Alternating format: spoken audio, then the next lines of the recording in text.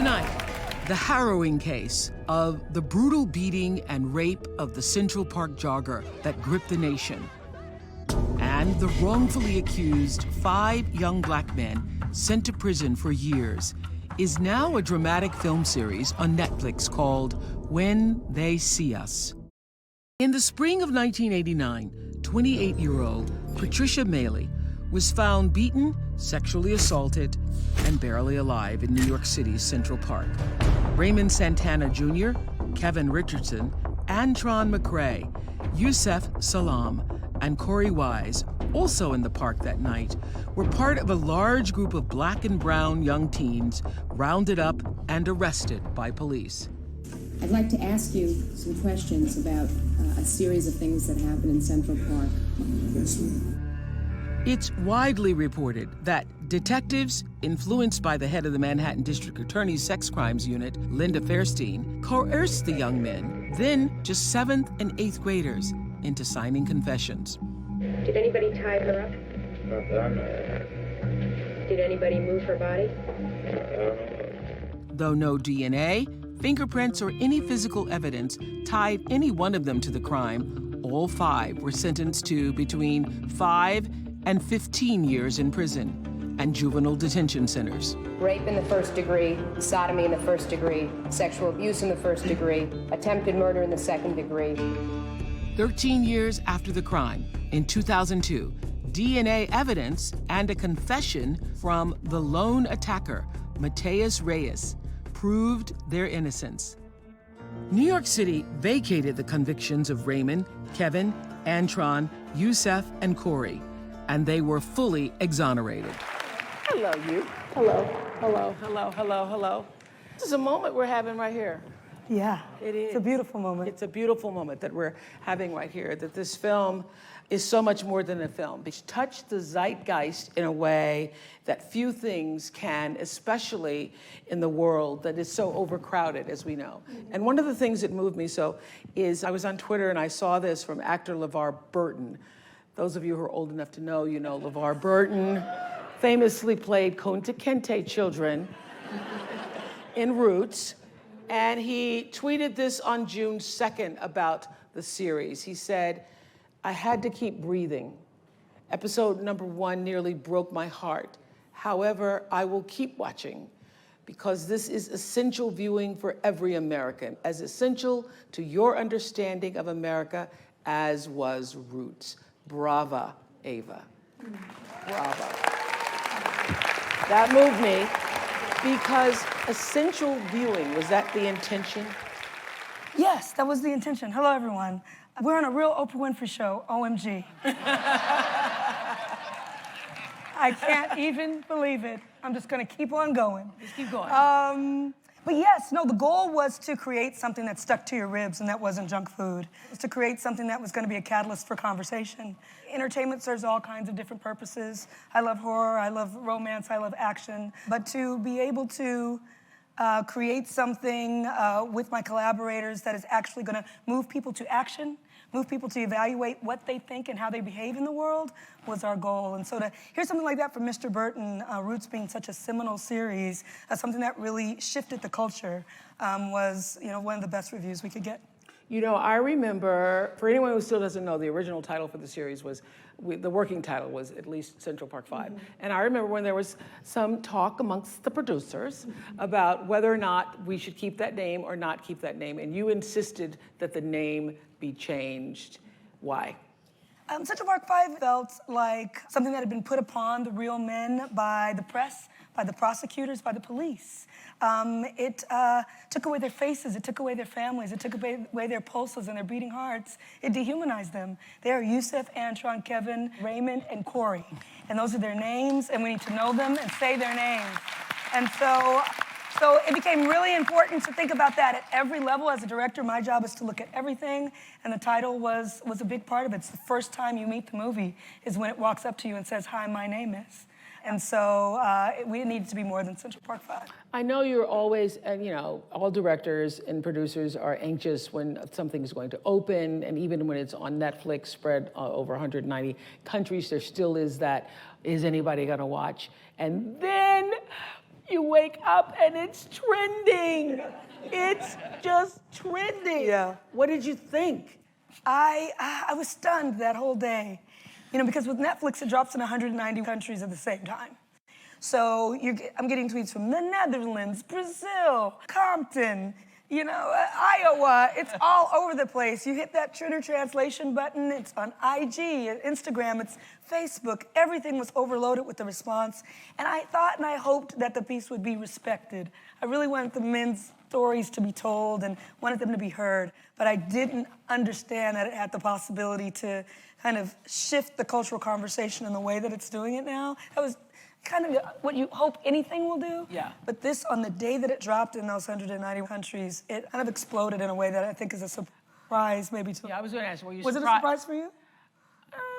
I was surprised that it was trending. I can tell you that. Yeah. Because I woke up. Because I didn't think everybody was going to be watching. That many people would be watching at the same time. Yes. Even in the United States, I woke up that morning at 6 a.m. and it was trending at like number 16, and I was like, wow, some people are.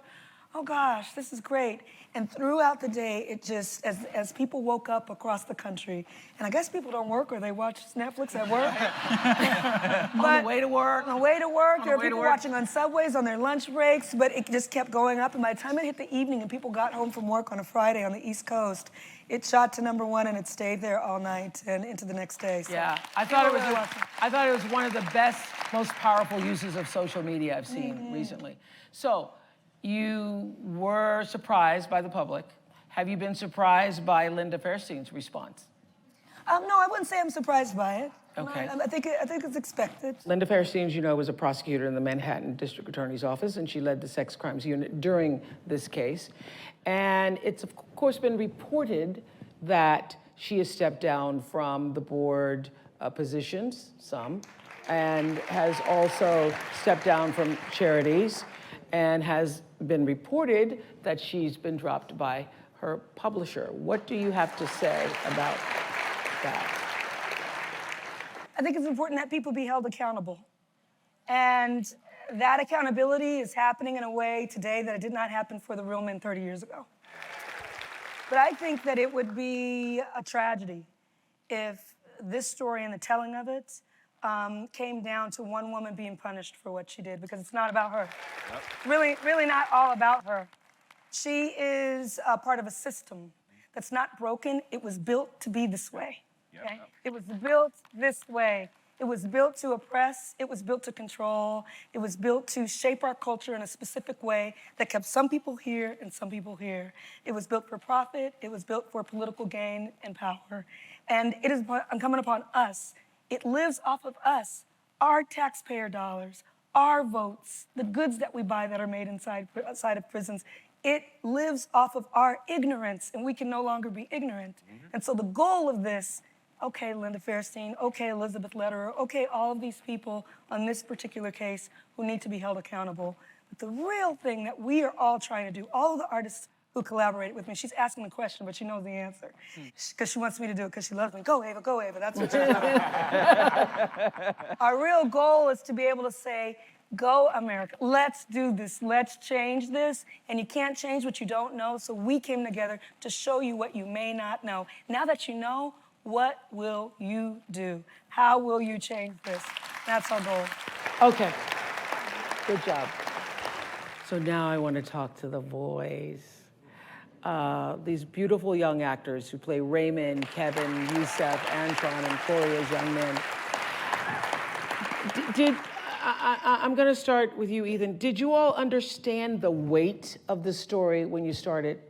Yes, researching the case and watching the Ken Burns documentary and, reading the script and everything, you could tell. Had you heard of it before the Ken Burns documentary? I had not, no. I had not heard of it before I auditioned for it last year. That was my first time. Really? Yeah. Khalil?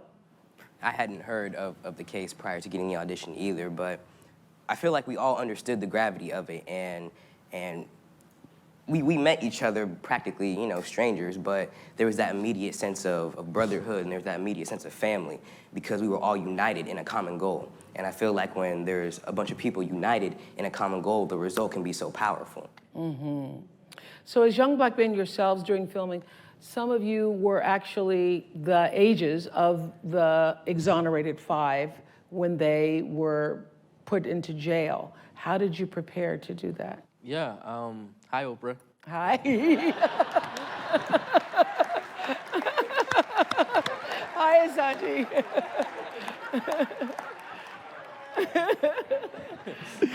Yeah, no. But I feel like the biggest preparation was just talking to them themselves, you know, getting a sense of who they were, just seeing the lights that they were, how radiant they were. You see these guys and you never think that they went through what they went through, you know. They could come out bitter, you know, at the world, but they come out smiling and happy. Whenever Ava describes Kevin, she describes him as a big teddy bear, because that's what he is. So I wanted to take, you know, kind of the good in him and the sweetness and put that into, you know, try to transform that into the innocence, because pain and sorrow isn't all that he is. You know, there's so much more to who he is, to who these 5 men are. This is one tragic part of their life, but they have entire lives outside of it as well. So I wanted to portray that too. Beautifully, beautifully. So, what can we say about you? I don't even know what we can say about you. Jarrell is the only actor to play one of the Exonerated 5 as both a young man and also as an adult, playing Korey. Everybody's performance is seared on my heart, but I felt gutted by yours, I have to tell you. And I have to say, what you did, you brought us into solitary confinement. And that moment where you say, nobody believes in me, nobody wants, I could feel that for everybody who's ever felt that in their life, that moment. And when that damn air conditioner worked, we felt cooled by the breeze. You did that so well. So I don't have words to actually describe what your artistry did for all of us. I am curious, we all are curious, about what was the process of you embodying Korey Wise? Hi. Hi. Trying not to cry right now. Thank you, Oprah, so much. It was the hardest thing I've ever done or allowed myself to do, to get into that emotion and to get into that mentality. I just want to start off by saying, bottom line, I could never be Korey Wise. No one could ever be Korey Wise or fill those shoes. I just did my best to embody him, and that's my bottom line. It was a multiple-step process for me. It was intense. It was a lot of layers for Korey Wise. I think if you meet him, you'd see that he is probably one of the most unique person you'll ever see or you'll ever meet. It's finding those quirks and those physicalities that make Korey Wise who he is. It started with the voice for me. I did 2 months with a vocal coach and just learning how to speak like Korey, it was the biggest challenge in itself. I learned a simple trick that allowed me to put my voice in a deeper resonance and get that Harlem accent going and get rid of that fast-speaking Spanish voice that I got going on. And once I found the voice, I think you can contest to this, it kind of just went down the body and into the legs, and it became, it was so weird. It's the first time I ever felt like I truly stepped out of my own body and stepped into somebody else's. And it was because Korey allowed me to do it. I spent a lot of time with him walking in the streets of Harlem. He bought me a pair of sneakers the first time we hung out. I was like, don't buy me these kicks. He was like, I have to. I'm Korey Wise. Korey Wise buys Korey Wise sneakers. And I was like, I want those right there. And that's his spirit, and that kept me calm. Even as an audience member, when you're watching this type of show, you feel that weight, you feel that pain, you feel that anger. So just to be on that cold floor in the cell and just to be alone day after day in a scene by yourself, it wasn't hard to simply think about Korey and think about the fact that I'm only spending about 3 months trying to tap into what he's doing. He spent 12 years behind that. So Siobhan, Chris, Justin, Freddie, and Jarrell all played the men as adults. So I want to know how you all approach bringing their humanity to life. The world knew them as just a derogatory headline for decades. That's what we're saying. But from this day forward, we call them the Exonerated 5, not the Central Park 5. Everybody spread the word. Siobhan, how would you answer that? How did you do that? the main thing I wanted to do was just get a chance to meet Antron and try to get him to open up to me and just really figure out, I guess, the core of his story. And I was fortunate enough that Ava sent me out to Georgia to meet Antron, and I spent the first day just spending time with his family and his kids and his wife, and Raymond was there at the time too, and I listened. Yeah. I think one of the issues that is coming forth, and the reason why this is so much more than a film and is a moment for our culture, is because people who ordinarily would not be exposed to these stories, but because of Netflix, they are, now get a glimpse into how challenging it can be to put your life back together after being incarcerated. And I thought you all did such a beautiful, beautiful job of that. You did. Did you learn something yourself about that process? I think for me, getting to know Kevin, I realized that I tend to forget about a lot of things. I forget that I have a certain level of privilege in my life. And I sort of forget that my freedom can be taken away at any moment. And I move through life sort of forgetting about that and not realizing that. And getting to meet Kevin, I sort of understood about his sister and his family, how much they supported him and how much they fought for him. And they were always there for him, and that support was always there. And for me, I learned from this experience that I can never forget that there are always people in your corner. They're always gonna be fighting for you. Mm-hmm.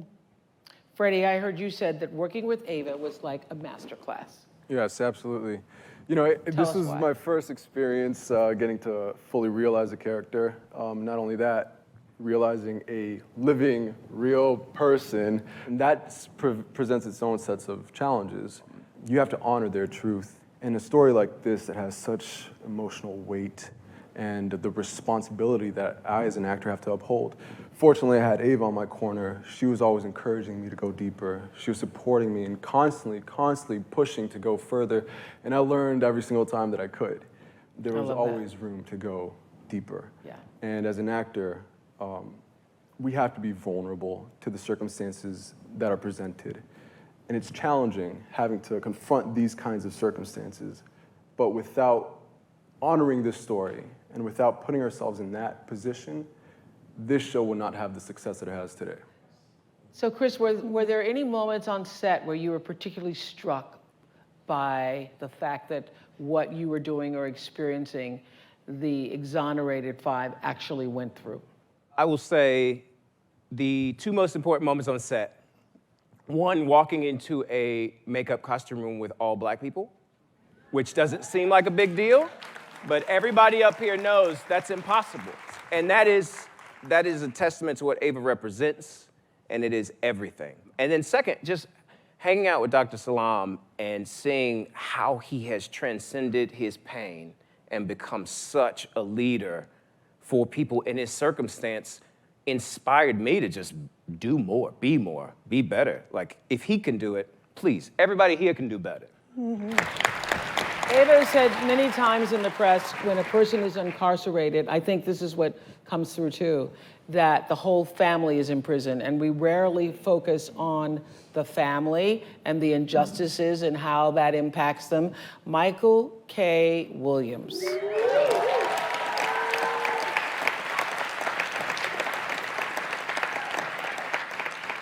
Michael grew up in New York around the same time these events happened.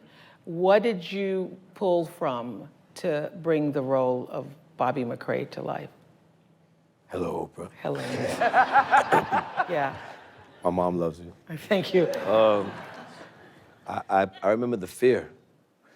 I remember the fear of not wanting to be lumped, not wanting to be generalized with them. You know, I would see these men, these young boys on the television, and I would hear what they were accused of and what they had confessed to. And I'm a victim of Wilden. These scars on my face, I got jumped. I got jumped by a pack of other young boys, you know, and I almost lost my life. I know what Wilden looks like, and I know what it feels like. I know that trauma. I know what it feels like to almost lose your life being jumped by a group of men. So I had that trauma, and then I I would look and I would see I didn't see that in the screen. I didn't see, it just wasn't making sense, but the narrative was, in my household, something didn't add up, right? But then it must add up because they said it was true. Yeah. They confessed, that's all we had to go on. I just remember the fear and the trauma of even changing the way I dressed. You know, I didn't remember that until I got on the set and I started to dig into the context of, like, you know, what they were going through. When I remember what I was going through, I changed the way I dressed because I was afraid that they would think I was one of them. Wow. You know what? I remember years ago doing an Oprah show, and there were fathers in the audience, and I remember this black man stood up and said, every father has a dream for his family. And if he cannot fulfill that dream, it leaves a hole in his soul as well as in the whole of his family. And I thought, maybe you saw that show, or somehow you knew that the hole in the soul that the fathers of the world have felt when they can't be there for their sons. Because that is what you did for this role, Michael K. Williams. That is what you did. And when you were on that witness stand, and it's lit so beautifully, we can actually see the previous scar, and you are being questioned by the prosecution, and you say that you did believe that by telling your son. Where did that come from? How did you do that? Again, I could have easily have been one of those boys growing up in New York City, and unlike them, I was at risk. So I was doing things that put me in a situation where the police could have picked me up. I could have been in the custody of the police. So, you know, my mom raised me. You know, I had a, you know, thank God for her. And I remember the trauma I put her through of her worrying over me and everything. And then I saw my mom and the ignorance. My mom didn't know about what our rights were, and she just knew, you go to school, I'm going to work, we meet back at the ranch. That's what I was taught. And so there was no time to find out what if this happens, what do you do? So, you know, when I had the pleasure of speaking to Miss Linda, this is Linda McCrae, this is Antron's mom, who was a very private lady, and she blessed myself and Marsha, who plays her, she blessed us with like 2 hours of conversation, and she was, I guess, on her deathbed. She didn't live to see when they see us, right? And so when we spoke to her that day on the phone, all she said was, she only spoke about Bobby, she only referred to him as my husband or the father of my child. So the love and admiration and compassion that she had for him, I knew then that I had to dig deeper. You know, on paper, he looks like a man who made some very bad decisions. He split when the going got rough. But after I spoke to Miss Linda, I knew that I owed it to her and to him to dig deeper and to find out what drove him away from his family. It wasn't that he didn't care or he didn't love them or he just said the heck with it. Like you said, there's a saying, I don't know where it comes from, if a man cannot protect or provide for his family, then what is left of a man? And when I believe that when Bobby realized that he was a pawn, that he was the nail in the ceiling of his son's casket, I believe that the guilt, the anger, the frustration, and the shame. The shame. The shame. That's what you did so beautifully, is the shame. That's what you conveyed so beautifully.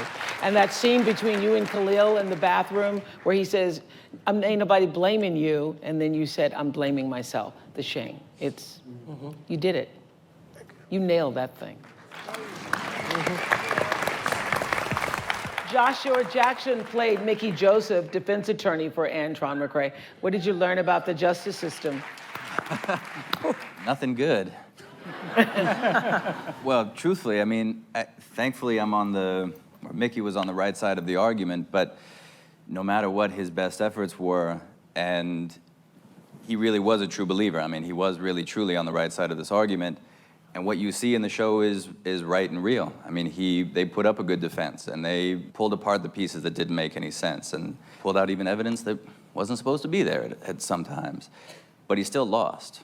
I don't know about all y'all, but when I'm watching that, even having read the scripts, knowing where this story is going, I'm sitting there in the second episode and I'm like, somebody's gonna say it. Okay. Somebody's gonna stop this thing. Somebody's gonna put their hands up, and we can't do this to these children. And I don't think it was that far away in 1989 either. The media narrative was one thing, but if you were in that room, if you were part of that defense team, if you were part of that prosecutorial team, you knew what you were doing. Everybody knew. It was right there in front of them, and there was 2 trials, so they had 2 bites to get it wrong, and they got it wrong both times. So what did I learn about the justice system is that it's the wrong name for it.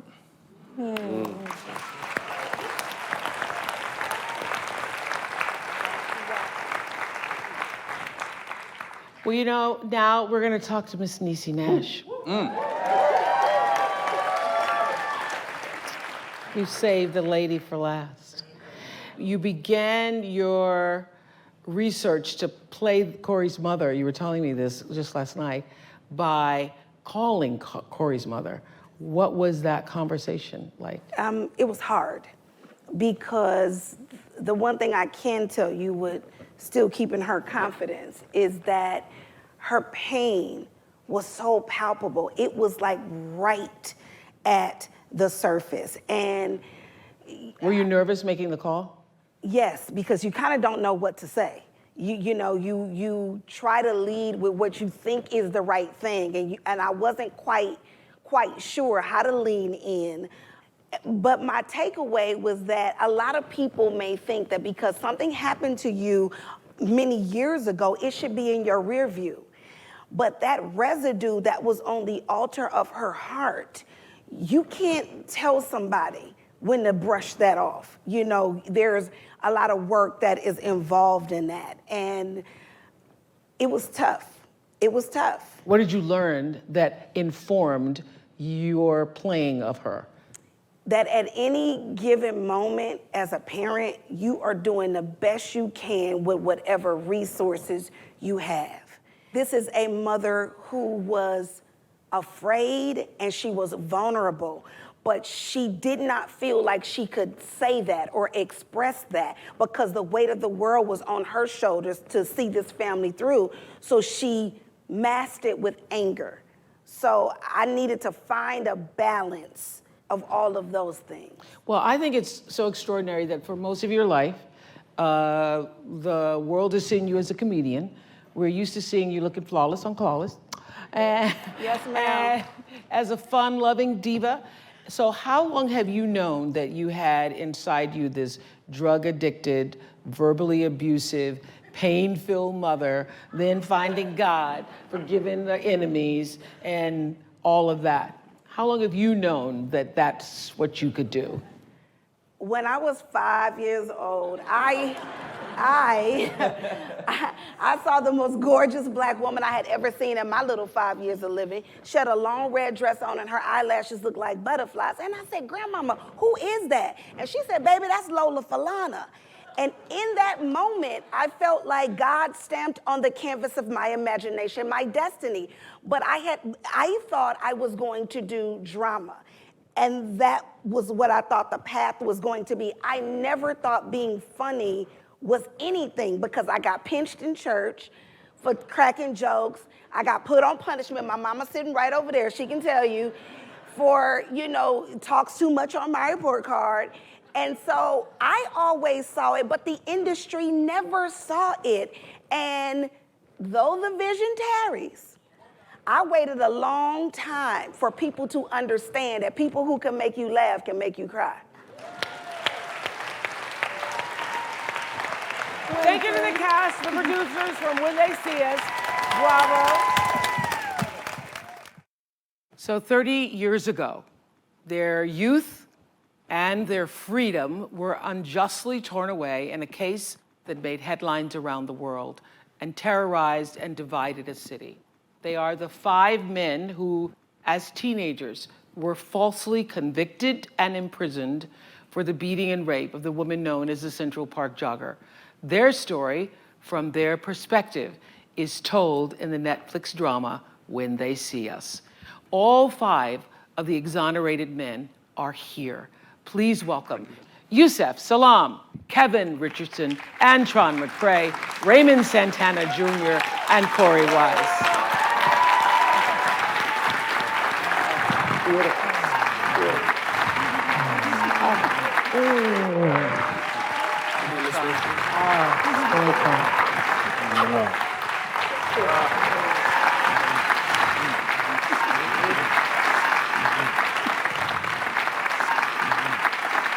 Get off me.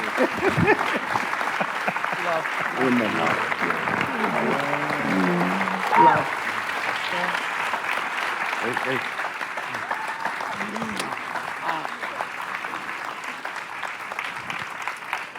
So I want to start by asking each of you about the boy you were on April 18th, 1989, 24 hours before this whole nightmare began. What were your hopes, your dreams? How would your family, your friends, your teachers describe you? Who were you, Yusef?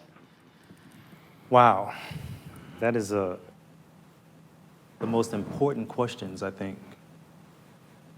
You know, being a young person full of hope, full of dreams, full of ideas, wanting to just be. You know, God said be, and it is. I think about that often because for me, my whole life changed. You know, I went from riding skateboards and, you know, probably climbing trees and playing Ringalivio 1, 2, 3, you know. I mean, the most romantic thing I think I did back then was walk around the lake and hold hands, you know. And I think that those memories kind of stayed with me throughout prison. And it was difficult to digest that. Who were you, Kevin? Wow. I remember April 18th being excited to be out of school because it was the Easter vacation. And also trying to balance my music, playing trumpet, and also one of my goals was to play for Syracuse University, but I never reached that, you know, so watching this project, it always takes me back to about being 14 and being in that humble, naive state. And I just always wish I could go back to that. Antron? I played a lot of sports. My father had me practicing a lot. Actually, I just got back from Puerto Rico from playing on a traveling team. I'm shy now. And just, you know, just was enjoying my life, you know. What was your hope for yourself? Did you have one yet? Yes, to be a baseball player. Be a baseball player. Yes, Yeah. baseball player. Yeah. Raymond? I loved listening to hip hop music. I loved shopping at the Gap. With my dad, right? It was always his money. And I loved to sketch. That was my thing. For me, I didn't think about what I would be later on in life because I was a 14-year-old boy. Yeah. I was just enjoying the moment. Who were you, Korey? Just being Korey, that's all. You were just being Korey, having fun, and you and Yusef would hang out together. Yeah, that's man. Watching the film from the time the actors are being interrogated, we get to experience how shocking and egregious it all was, but we as the audience knew the verdict. We wanted it to be different. I want to know what went through your mind when you heard the word guilty. Life was over. A 14-year-old boy couldn't see past tomorrow. And here I was later on, you're like, you know, my attorney at the time, you know, he comes in there and after they take my tie and my belt and my shoelaces, and he says, you know, 5 years, you're still young, don't worry about it. For me, it just felt like forever, right? I couldn't see 5 years. So it just felt like forever, like it was gonna never end. Does it feel out of body? I interviewed a beautiful man named Anthony Ray Hitton who spent 30 years on death row and through the Equal Justice Institute, and Brian Stevenson was freed about 3 years ago, but he spent 30 years on death row for a crime he did not commit in the state of Alabama. And he said when he heard the guilty verdict, he literally went blind. He literally went blind. He could not see. and he was out of his body. I'm wondering, did you experience something like that, Antron? Yeah, kind of. I felt numb. I was the first one. The ride, they asked me to stand up, and they read the charges off. And I just felt numb, and then right after that, I lost my religion. I started hating everything in the world. You know, being at the time I was 16, you know, that I was older, I literally thought my life was over right in front of me because I really didn't process that I was receiving a 5 to 10 years. I thought I might die right in jail because the whole world hated us, that we felt that. And like a mob mentality was against us. So during that time, I really thought my life was over. I didn't know where to go. I was just stuck. Yusef, do you remember the moment? You know, it's hard for me because when I remember those moments, I try to put that stuff behind me because it gets me very emotional. I went from being free, I was on bail.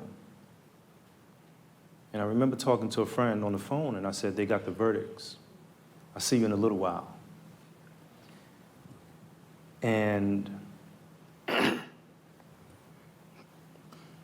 guilty was echoed in the courtroom so many times, I lost count. And they told us to put our hands behind our backs. And they led us into the back. And we hugged each other and cried. It was such a painful cry. We didn't get a chance to have a going away party as other folks. We didn't get a chance to prepare. And it was such a difficult thing to now imagine this new normal, this what is this gonna be like? I'm gonna have to fight. I'm gonna have to protect myself. This is the worst crime that you can go to prison for. Yeah. The only crime that trumps rape is child molestation. And prisoners were being polled. What are you gonna do to them when they get in there? Oh. And untold horrors were being whispered about what they were going to do to us. We saw some of what happened to Korey on film because Ava says if you couldn't show all of it. No, one of the first things, all of the men went through the loss of their innocence in the moment that they are brought into the precinct that day, and you see it in the first episode. 4 of them, the 4 who just spoke, went to juvenile detention and then eventually matured into adult prisons in the state of New York. Korey Wise, at the moment that he stepped foot off of that street in Harlem, never came back for another 13 and a half years. There was no bail. He never got bailed out. He never saw the light of day again. He went directly into Rikers at 16 years old, okay? So he had a different experience. When I first sat with him, he said, Ava, you could tell my story, but you need to know, right now I feel that it's 4 + 1, because at least they were together and I was alone, and I had a different experience. So that was one of the things in collaborating with all of the men, was trying to tell their experience. They've become a brotherhood, they've become the 5, but all of them agreed that we needed to make sure that, and it was a lot of conversations with Raymond, who was the first person to approach me. He said, Korey's story is different. Make sure that you tell his story. His story needs to be heard for him, for us, for all of us. And so that was the experience with it. And the thing that's You already know it's all love. the thing that's echoed throughout the film is the fact that you just were going down to support your friend. And so were there many times you regretted going down to support your friend? I do. Yes. Yes, yeah. I do. Yeah, you did. I do it. Yeah, mixed feelings. Mixed feelings about it. Do you all blame Linda Fairstein for what happened to you? Yeah. You do? Yeah.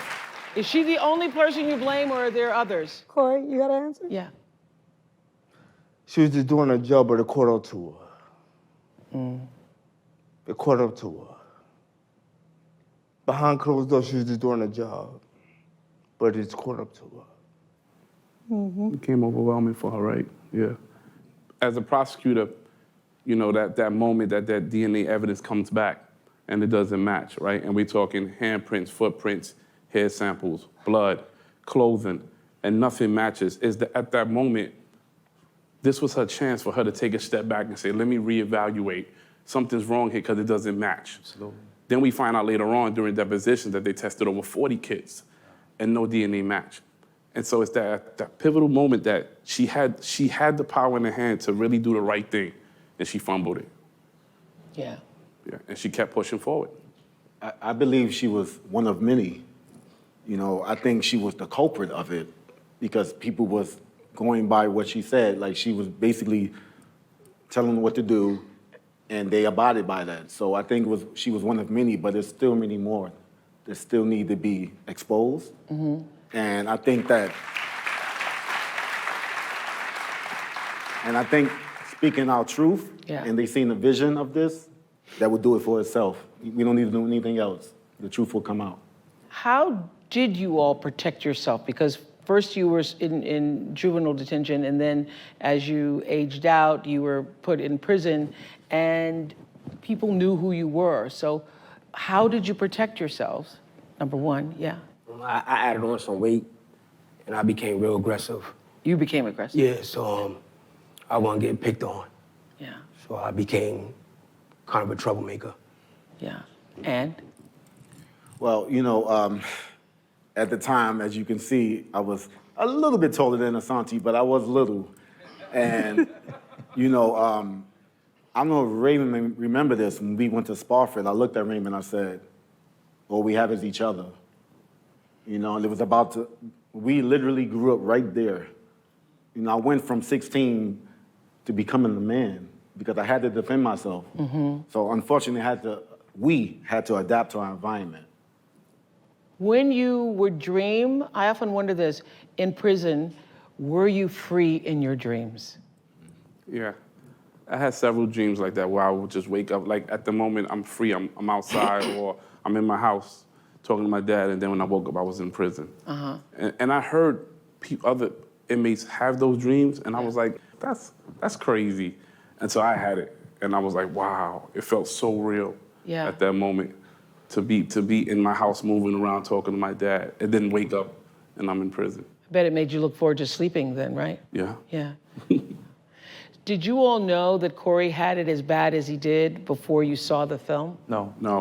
One of the things that I told the gentleman as we watched this, I said, wow, this was almost like a play of words on us as well, because not only will the world get an opportunity to see us for the first time, but we got an opportunity to see each other. We never spoke about or discussed how our experiences were. We had made assumptions that we had gone through the same exact thing. And I think it was important for us to be able to really see the trauma of 30 years. Yeah. These individual stories, but also the amazing piece of a puzzle, I would say, this magic that Korey has. That here he wasn't even a suspect. And he goes down and he becomes the absolute thing that freed us. And I so appreciated that, because for me, like that's my guy right there, you know? He had my back, he was my ace in the hole, and I will forever have his back. Mm. And I thought that was important, you know, very important. So can you tell us how you're able to hold on to sanity? I used to meditate. Mm. You know, those very real opportunities for me to be able to think about the opportunity of being free gave me so much hope.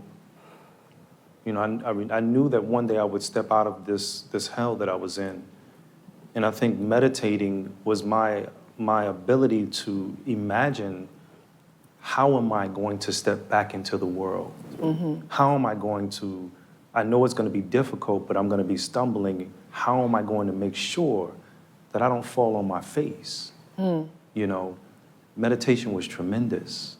For you, how'd you hold on to your sanity, Antron? By thread, even to this day. Mm. I'm damaged, I need help. I know it, but I just try to keep myself busy.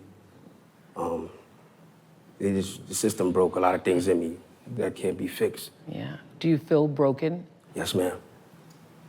My wife asked me to go see, a therapist, but I keep refusing. Why?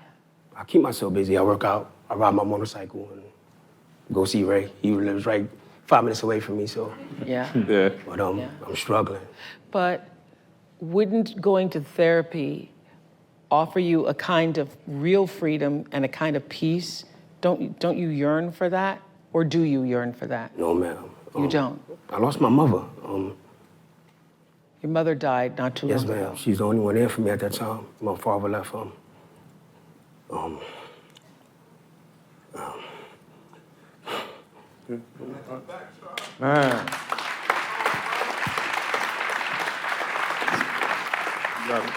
So we get to see in the film that beautiful scene where Michael K. is in the bed and is being put down by his son, grown son. Did you ever have reconciliation with your father? Did you ever forgive him for convincing you to lie? No, ma'am. Like I said before, he's a coward. I have 6 kids, 4 boys, 2 girls. I couldn't imagine doing that to my son. He allowed them to mush me, pulled me in my chest. No, ma'am. No. I hate him.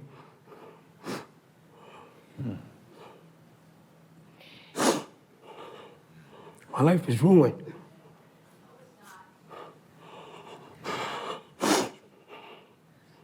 So even with this, so tell us this, Antron. It feels like this movie has brought a sense of not just recognition to you Exonerated 5, but it feels like something is happening in the whole country, that this art has now elevated the conversation to the point that we at least are willing to look at the injustices. And you were a part of that. Does none of this feel like some kind of redemption? I ask that of you and the rest of you. That. Not for me, ma'am. I appreciate it, though. Y'all probably know more about my case than I do. I just know I didn't do it. My brothers didn't do it. So I ran away from everything. I left New York. So what do you want to say about this cycle that you now have been a huge part of injustice and racism? You know, here we are, 30 years later. Not too many things has changed. I'm so happy and ecstatic that we can start the conversation now and to make sure it will never be another Central Park 5 and make sure we have the platform to make sure of that. So I understand what Antron means. It is bittersweet because watching this is painful, but it's necessary. Yes. This needs to be watched. Yes. We need to make sure things change now. So for your fathers now raising your own children, and as black men in the United States, what do you tell your sons about what to do if stopped by a police officer? Don't say anything. Don't say anything. Wait till I get there. Wait till we. Ask for a lawyer. Wait till we get there.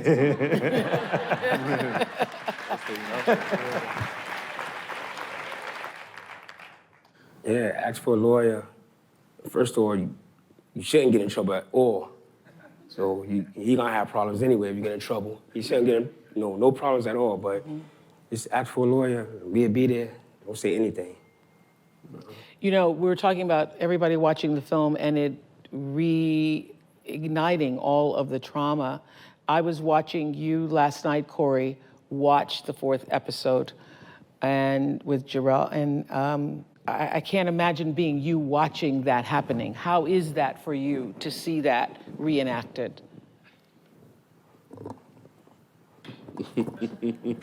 That's how it was. That's how it was. Yeah. It was just bittersweet. Bittersweet. Looking at my life where I couldn't look at it when I was going through poetry in motion. So it's for him to introduce my pain to me. I said, wow. I said, wow, life after death. Thank you, Biggie. Life after death. He just made me a reality of it. Does it feel like now for you this is life after death? Yes. Do you all remember the exact moment that you heard someone by the name of Mateus Reyes had confessed to this crime that you'd paid your life for? When did you hear that he had done it, Korey? Because you were still in for quite a while after. My mom had called a oil burn. Your mom called? She was like, Korey, I don't know about you. Somebody's always loving you. And Reyes.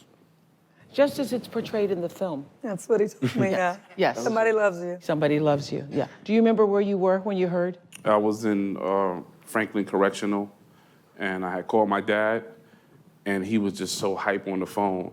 And I said, I don't know, they brought me down here, because that's the processing center, and I didn't know why I was there.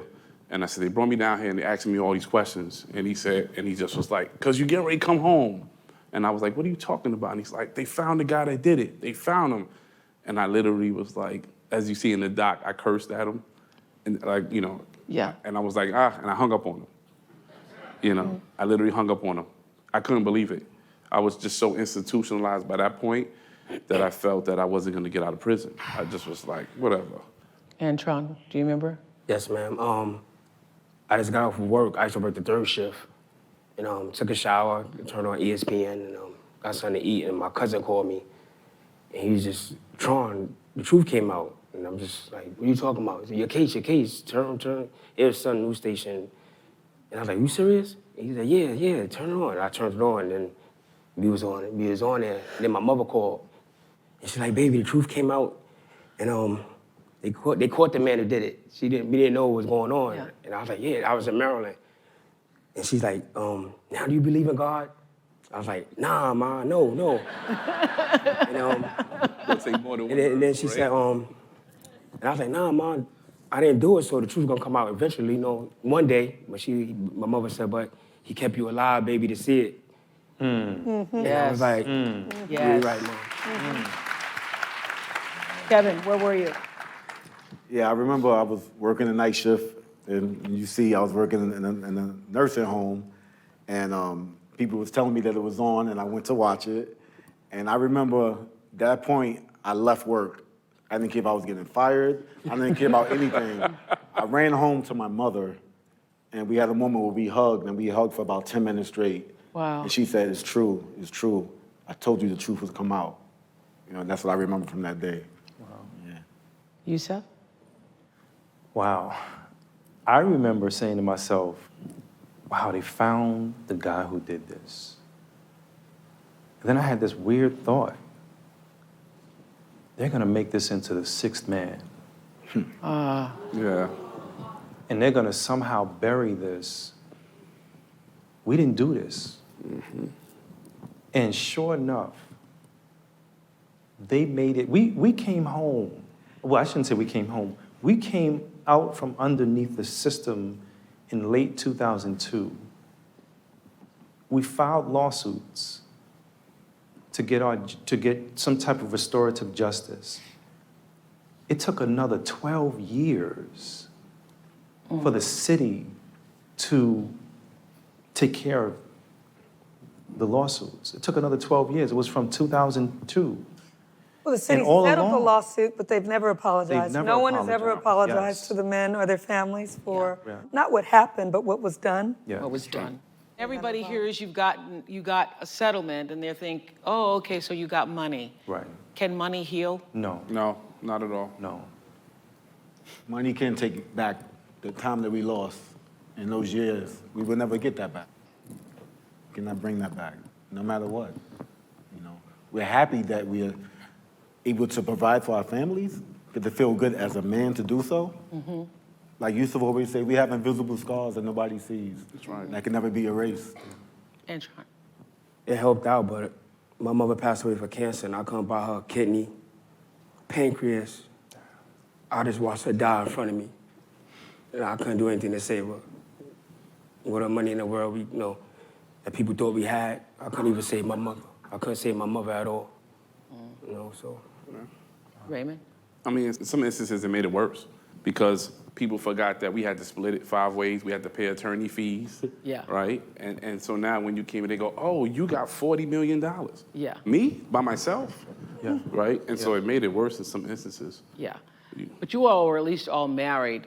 You're single, so did you have a lot of women who wanted to be your friends? My phone's still going on. So what gives you hope today? The fight. Yeah. I mean, since, it took them 2.5 years to charge us, try us, convict us, and send us to prison, and then forget about us. And what they forgot, what they didn't realize was that we still here, right? We're grown now. Yeah. And they will have to deal with us for the rest of their lives. Yeah, yeah. Yes. Anything give you hope, Antron? My kids, my wife. Kids, yeah. Yes, ma'am. So I asked that question of you, Yusef. I'm hopeful. Now the world is getting an opportunity not only to see what it was that we went through, but also see that we survived. They took diamonds and threw it in the dirt. And we were still diamonds. And when they picked us up, we were still diamonds, still unbreakable, still strong. And I think that for young people, for the future generations that are going to absolutely change this system, that's what gives me hope.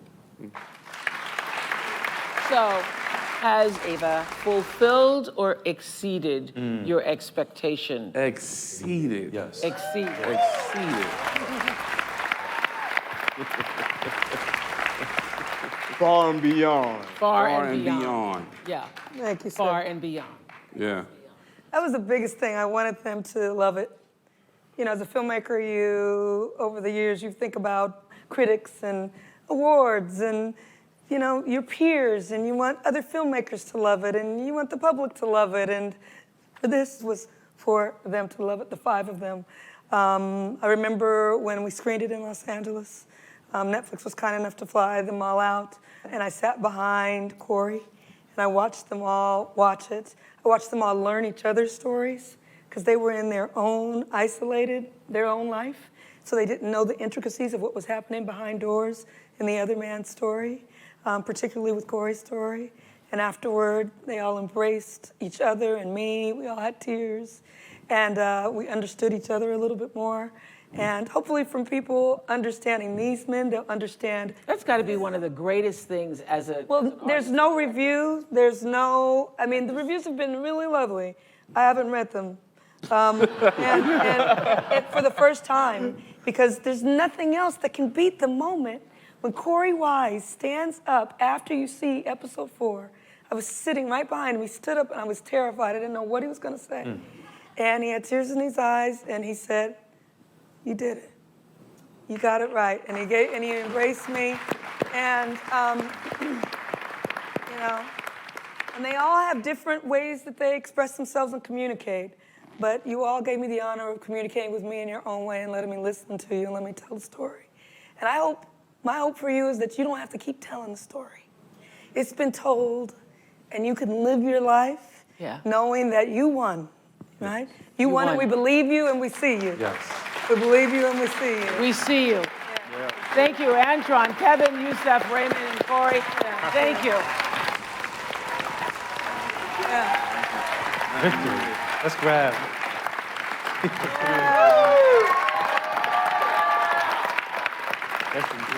Yeah.